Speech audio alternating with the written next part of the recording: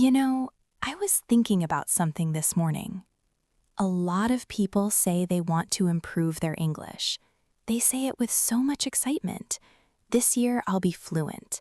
This month, I'll study every day. I'll wake up early and practice speaking. But after 2 weeks, silence. And I'm not judging anyone. I've done that too. There was a time when I would download 5 English learning apps in one day. I would buy a notebook. I would create a perfect schedule. I would even tell my friends, this time I'm serious. And then I would miss one day. Just one. And that one day would become 3 days, then a week. Then I would feel guilty. Then I would stop completely. And I used to think the problem was motivation. I thought maybe I wasn't inspired enough. Maybe I needed better music, better videos, better teachers. But later I realized it wasn't motivation. It was discipline. And discipline is not exciting. It's not emotional. It's not dramatic. It's quiet. It's showing up on a random Tuesday when you don't feel like it. It's opening your notebook even when your brain says, not today. And I think that's the part nobody talks about. Because motivation feels good. Discipline feels normal. And people don't like normal. But normal is what changes your life. What do you think? I agree with you. And I love that you said discipline is quiet, because that's exactly how it feels. When people imagine success, especially in learning English, they imagine big moments. They imagine speaking fluently in front of others. They imagine traveling. They imagine confidence. But they don't imagine the boring evenings. They don't imagine sitting alone, repeating the same sentence 5 times. They don't imagine listening to the same podcast again because they didn't understand everything. Discipline lives in those small, invisible moments. And I think one big mistake learners make is this. They wait to feel ready. They wait for the perfect mood. They say, I'll study when I feel fresh. I'll practice when I have energy. But real growth doesn't wait for your mood. There's a word I like, consistency. Consistency means doing something regularly, even if it's small. Not once a week in a big way, but a little bit every day. And that's where discipline shows up. It's not about studying 5 hours one day. It's about studying 20 minutes every day for 6 months. And honestly, 20 minutes sounds small, but most people don't even do that. Not because they're lazy, but because they're emotional. And emotions change. Discipline doesn't. That's powerful. And I want to say something honest here. Sometimes we blame our environment. We say, I don't have time. I'm too busy. My job is stressful. My family needs me. And yes, life is busy. That's true. But if we're honest, most of us spend at least 30 minutes scrolling on our phones every day. We scroll without thinking. We watch short videos. We read random posts. And suddenly 1 hour is gone. But when it's time to study English for 20 minutes, it feels heavy. Why? Because scrolling is easy. Studying requires effort. And discipline is choosing effort when easy is available. That's uncomfortable. I remember once I told myself, okay, I will study English every day at 9 p.m. The first 3 days were fine. On the 4th day, I was tired. I thought, maybe I'll skip just today. And in that moment, I realized something important. Discipline is decided in seconds, not in big speeches, not in New Year's resolutions.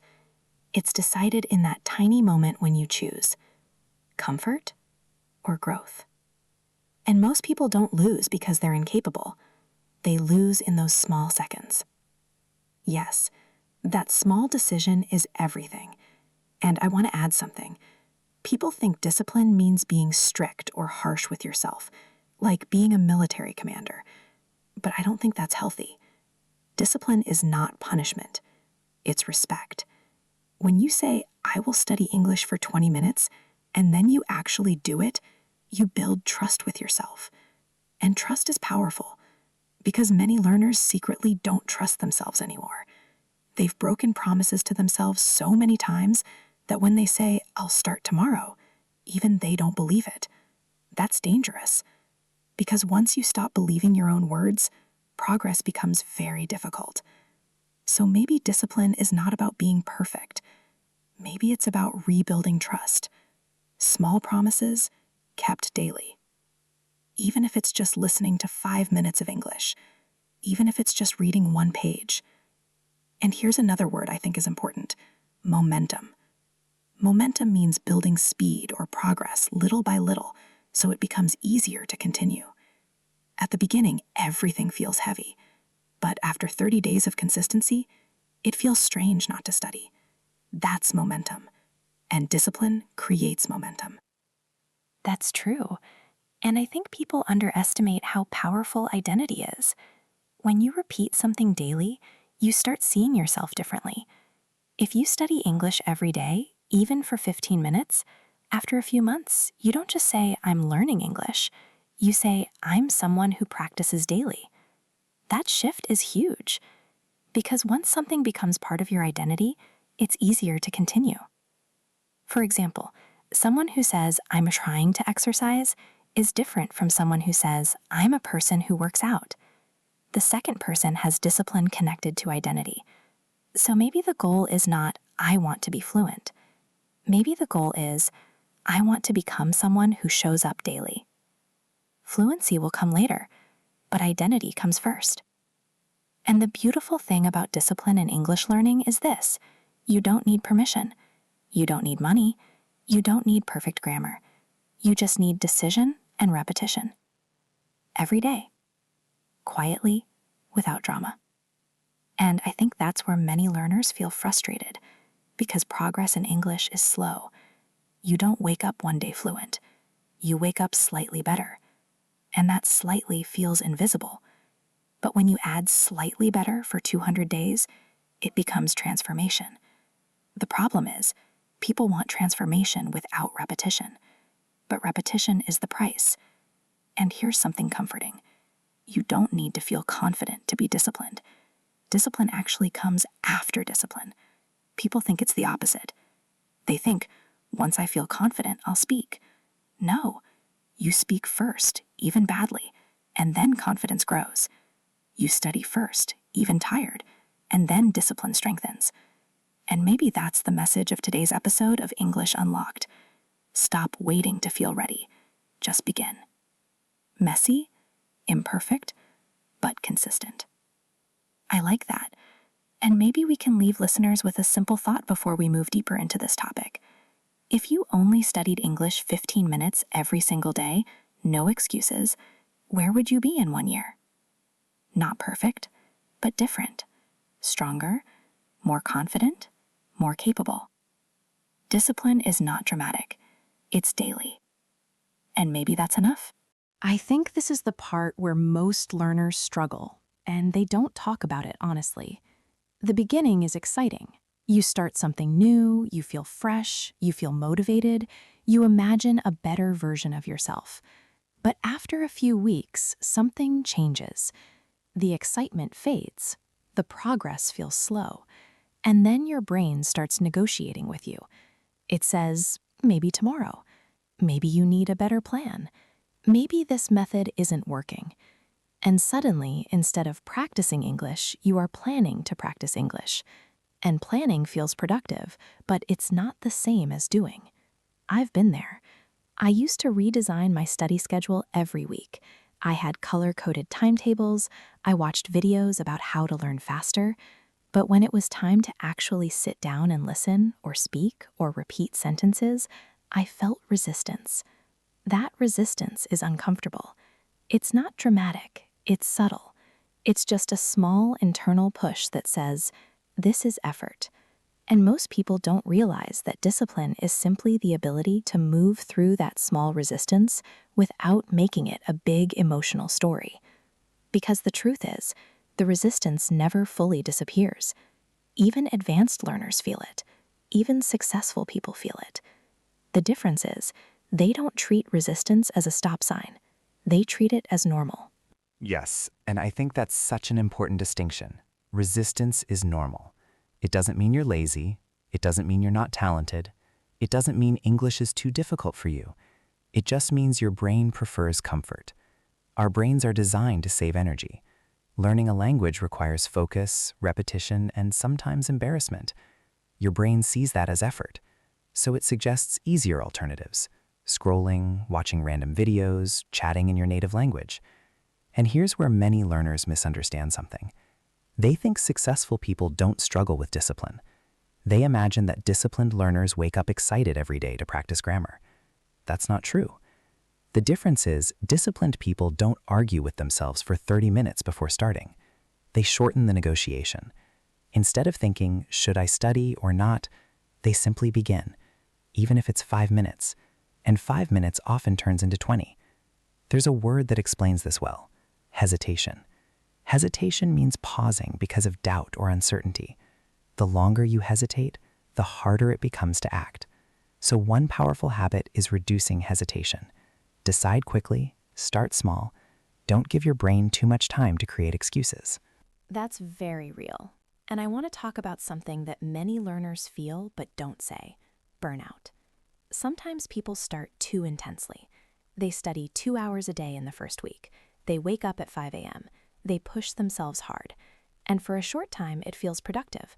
But then they get exhausted. They miss one day, and because their standard was so high, they feel like they failed. So they quit completely. This is why extreme discipline doesn't last. Sustainable discipline is better than intense discipline. Sustainable means something you can continue for a long time without harming your energy or motivation. If you can only realistically study 20 minutes a day, accept that. Don't compare your routine to someone online who studies 3 hours daily. Your life is different. Your responsibilities are different. The goal is not to impress anyone. The goal is to improve quietly. And quiet improvement is powerful. When you build a routine that fits your real life, you reduce the chance of quitting. I completely agree. And comparison is another silent killer of discipline. You see someone speaking fluently on social media. You see someone who says they learned English in 6 months. And suddenly your steady progress feels small. But what you don't see is their full story. Maybe they practiced for years before. Maybe they live in an English-speaking environment. Maybe they struggle in areas they don't show online. Discipline becomes fragile when it depends on comparison, because comparison creates emotional pressure, and emotional pressure leads to inconsistency. Instead, measure yourself against your past self. Are you better than 3 months ago? Do you understand more when listening? Can you form sentences faster? Those small improvements matter. And here's another key idea. Discipline grows stronger when it becomes routine. A routine is something you do regularly without needing to decide each time. For example, brushing your teeth. You don't debate it every night. You just do it. If English practice becomes part of your routine, same time, same place, it requires less mental energy. Less decision-making means less chance of quitting. That's such a good point. Decision fatigue is real. Decision fatigue means feeling mentally tired because you've made too many decisions during the day. If you wait until late at night to decide whether to study English, you'll probably choose rest or entertainment. But if you create a fixed rule, like, after dinner, I listen to English for 15 minutes, you remove the decision. It's automatic. And automation protects discipline. Also, I think we need to talk about forgiveness. When learners miss one day, they often turn it into a disaster. They say, see, I can't stay consistent. But missing one day is normal. Missing 2 days is still normal. The real problem is the emotional reaction after missing. Discipline is not about never failing. It's about returning quickly. If you miss today, come back tomorrow without drama, without guilt. Guilt wastes energy. Action rebuilds momentum. Yes, returning quickly is everything. Think about it like this. Imagine you're walking forward and you trip. You don't decide to lie on the ground for a week. You stand up and continue walking. Learning English is similar. You will have busy weeks. You will have low energy days. That doesn't cancel your identity as someone who is improving. It just means you're human. And maybe that's the deeper message here. Discipline is not about being superhuman. It's about being steady. Steady beats intense. Steady beats emotional. Steady beats dramatic. And if someone listening right now feels discouraged because they stopped practicing for a while, this is your reminder. You can restart today. Not perfectly, not powerfully, just simply. Open one lesson, listen to one conversation, speak one paragraph. That small action breaks the cycle of quitting. And I want to end this phase with something practical. If you truly want to stop quitting, lower the barrier. Make starting extremely easy. Tell yourself, I will study for 5 minutes. That's it. 5 minutes feels manageable. Most of the time, once you begin, you'll continue longer. But even if you don't, you kept your promise. And keeping promises builds self-respect. Over time, self-respect strengthens discipline more than motivation ever could. You don't need to feel inspired every day. You just need to show up, quietly, repeatedly. And that repetition will change you more than any intense burst of motivation. I think now we should talk about something practical, but deeper at the same time. Because understanding discipline is one thing, living it daily is another. And many learners reach a point where they say, okay, I understand I need consistency. I understand I shouldn't quit. But how do I actually build this into my real life?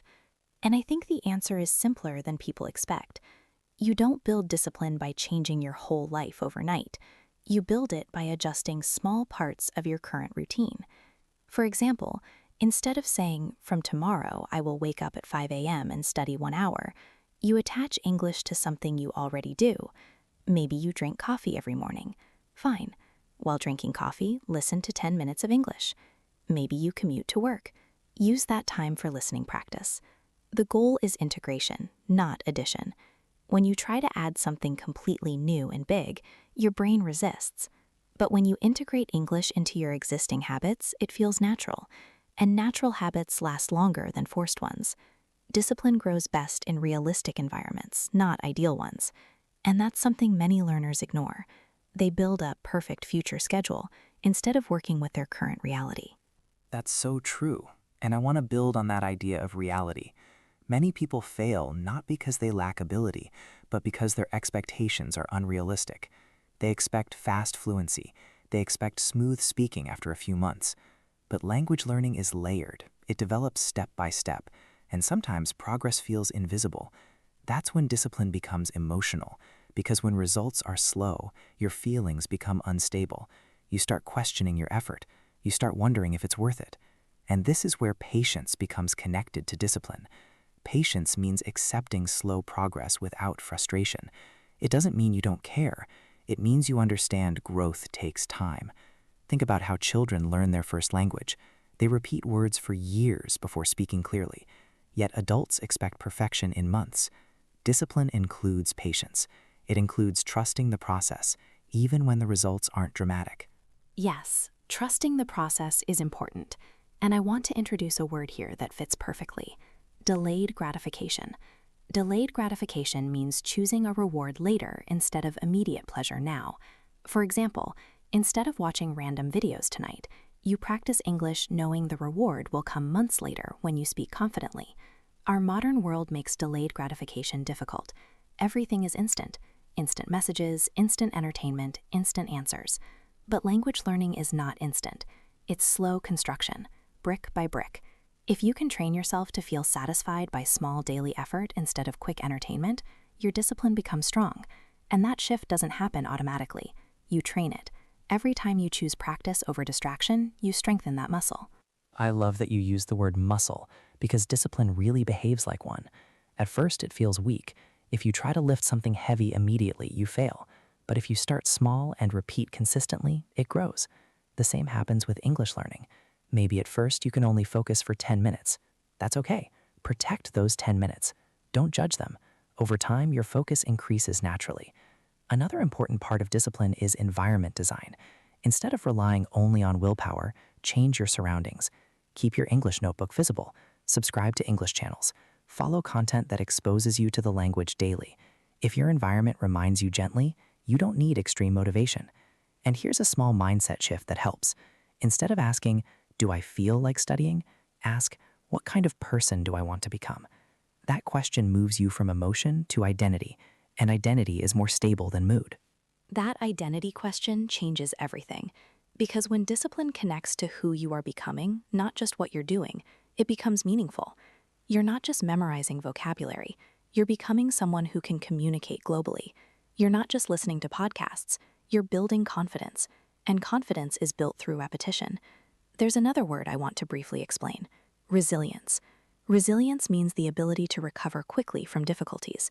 In English learning, resilience shows up when you speak and make mistakes but continue anyway. It shows up when you don't understand everything but keep listening. Many learners stop because mistakes feel personal, but mistakes are neutral. They are feedback. Discipline plus resilience creates unstoppable growth.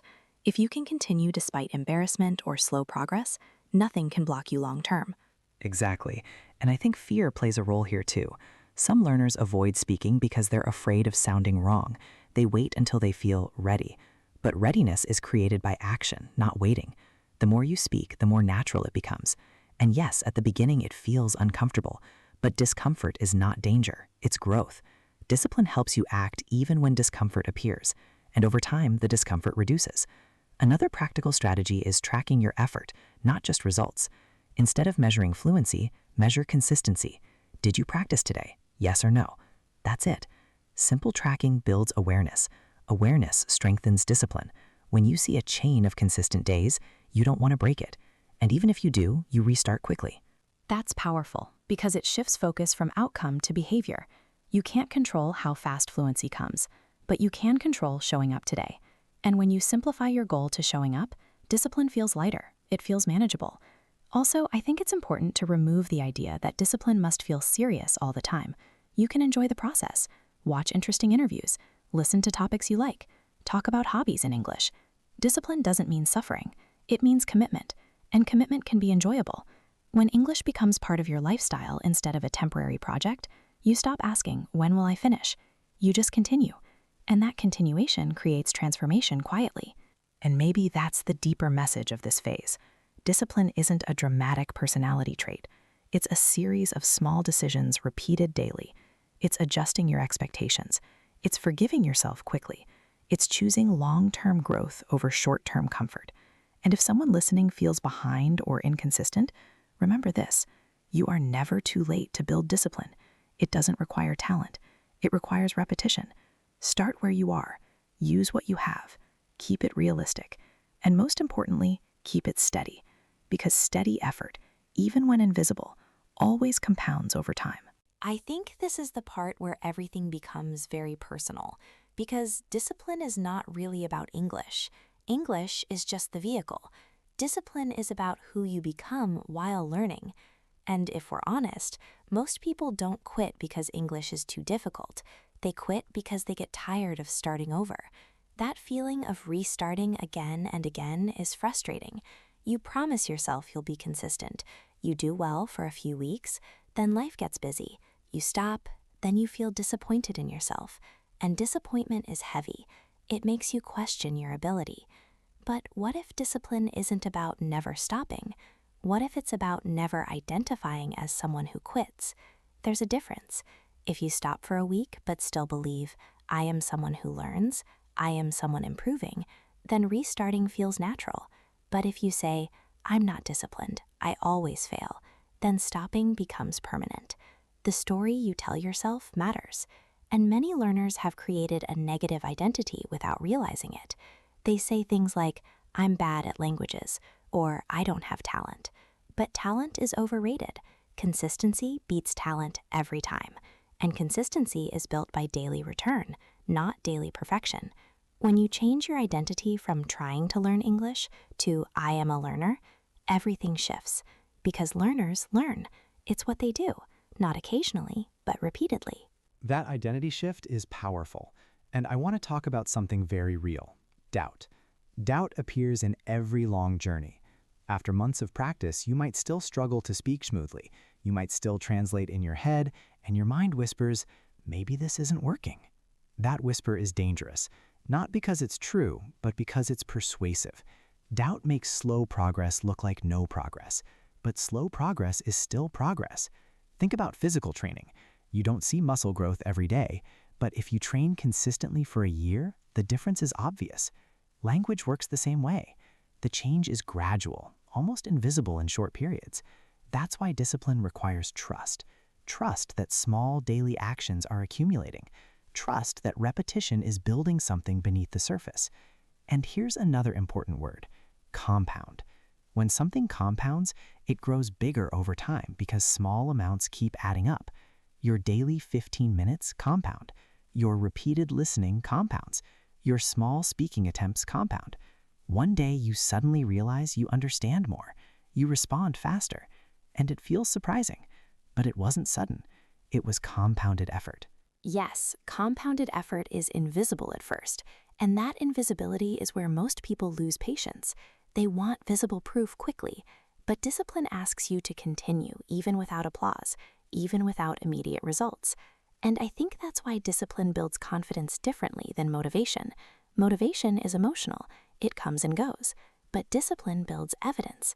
Every time you practice when you don't feel like it, you collect proof that you can rely on yourself. That proof becomes quiet confidence, not loud, not dramatic, just steady. And steady confidence is powerful in speaking. When you've practiced regularly, you don't panic as easily. You don't collapse after small mistakes because you know you've done the work, and doing the work removes fear slowly. I also think many learners misunderstand what fast means.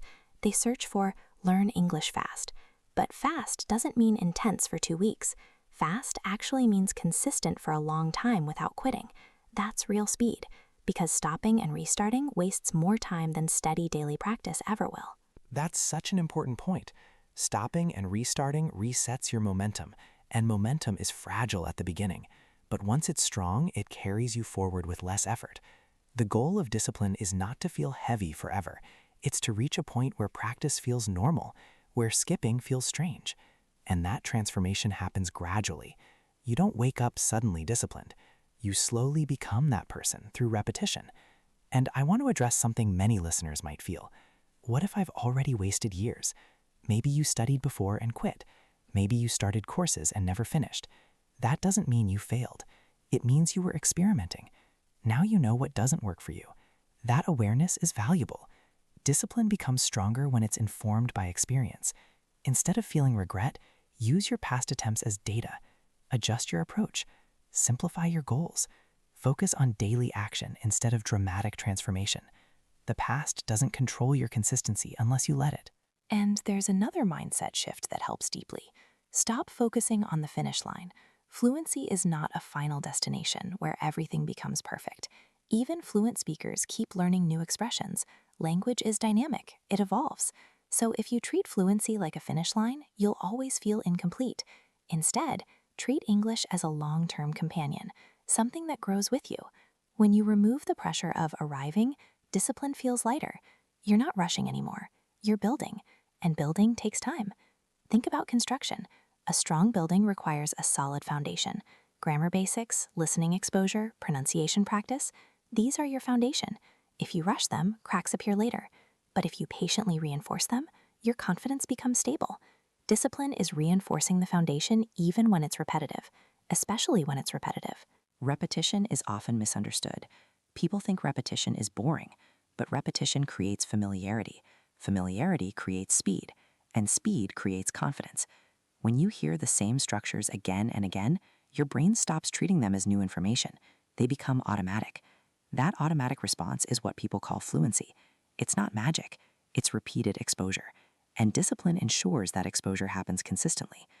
Also, I think it's important to protect your energy. Discipline does not mean exhausting yourself. If you're tired, choose lighter practice. Listen instead of speaking. Read instead of memorizing. Adaptation is part of sustainability. Sustainable discipline survives busy seasons. It survives stressful weeks because it's flexible, not rigid. Rigidity breaks under pressure. Flexibility bends and continues. That flexibility is key for long-term growth. And maybe this is where we connect everything together. Discipline is not strict punishment. It's structured commitment. It's choosing long-term identity over short-term emotion. It's understanding that slow progress is still progress. It's forgiving yourself quickly and returning faster. It's integrating English into your daily life instead of isolating it as a heavy task. And most importantly, it's believing that you are capable of consistency. because many learners secretly doubt their ability to stay consistent. They think discipline belongs to other people, but discipline is learned behavior. It's trained through repetition. And the beautiful thing is, every single day gives you a new opportunity to practice it. You don't need a new year. You don't need a Monday. You don't need a perfect plan. You need today. And maybe that's the final message of this entire conversation. Don't give up on yourself. Not dramatically, not quietly, not slowly. If you pause, return. If you feel tired, adjust.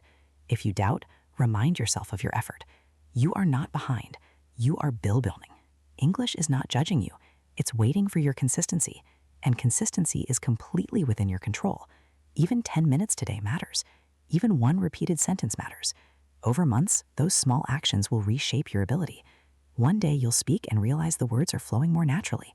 And you'll smile, not because it happened suddenly, but because you stayed. You didn't disappear from your own goal. And that's what discipline truly is. Staying. Staying through boredom. Staying through doubt. Staying through slow progress. And when you stay long enough, growth becomes inevitable. So if you're listening to this right now, maybe ask yourself one simple question. What small action can I repeat daily without drama? Not something impressive, not something extreme, just something sustainable. Decide it, protect it, repeat it. Let it compound quietly. And months from now, you won't just have better English, you'll have stronger self-trust. And that self-trust will influence every area of your life. And that's why this matters beyond language. Because when you prove to yourself that you can stay consistent in one area, you start believing you can do it in others. Discipline transfers, confidence transfers, growth transfers. So begin small, continue steadily. And remember, progress doesn't need to be loud to be real. If this conversation resonated with you, share one small habit you're committing to starting today. Keep it simple, keep it realistic, and keep going. This is English Unlocked. Stay consistent.